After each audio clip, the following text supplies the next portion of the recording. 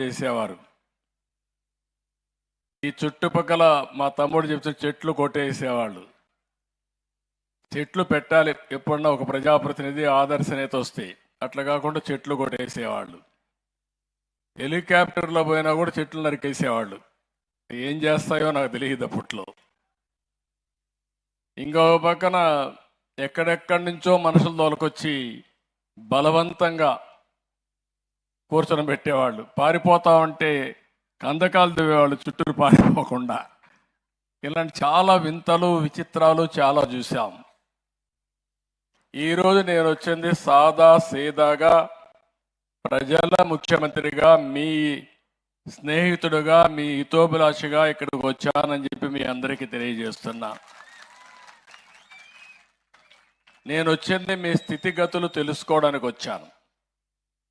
మీ కష్టాల్లో బాధల్లో భాగం పంచుకోవడానికి వచ్చాను.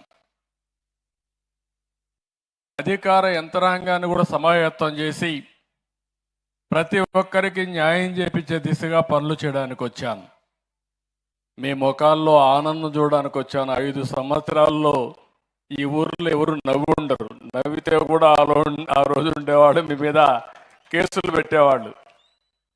నవ్వడానికి కూడా స్వేచ్ఛ లేని పరిస్థితి, బయట పోవడానికి కూడా విధి లేని పరిస్థితి. అక్కడి నుంచి ఈరోజు చూస్తే నేను ఒకటే ఆలోచిస్తున్నా, ఏ ఇంటిలో కష్టం వచ్చినా వాళ్ళ ఇంట్లో నేను ఒక ప్రాణ స్నేహితుడిగా ఉండి వాళ్ళని కాపాడుకుంటానని చెప్పి కూడా నేను మీకు తెలియజేస్తున్నా. నేను కూడా సమాజంలో అన్ని నా దగ్గర డేటా అంతా ఉంది, మీకు ఏం అనుమానం అవసరం లేదు. ఇప్పుడు మనకు ఆధార్ వచ్చింది, ఎవరెవరని ఆటోమేటిక్గా ఐడెంటిఫై చేస్తుంది. పెన్షన్ ఇవ్వాలంటే ఇంటి దగ్గరికి వచ్చి ఫింగర్ ప్రింట్ పెడితేనే డబ్బులు వచ్చే పరిస్థితి వచ్చింది. మీరు ఫింగర్ ప్రింట్ పెట్టంగానే మాకు కంట్రోల్ రూమ్కి ఎవరికి ఆ పెన్షన్ ఇచ్చారు, ఎక్కడ పెన్షన్ ఇచ్చారు కూడా తెలిసిపోతుంది.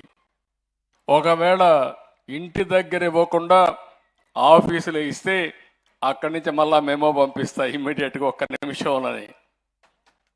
అలాంటి టెక్నాలజీ వచ్చేసింది ఇప్పుడు. రేపటి నుంచి ఇప్పుడు అవన్నీ అనుసంధానం చేస్తాం. ఆ ఫోన్లోనే GPS ఉంటుంది.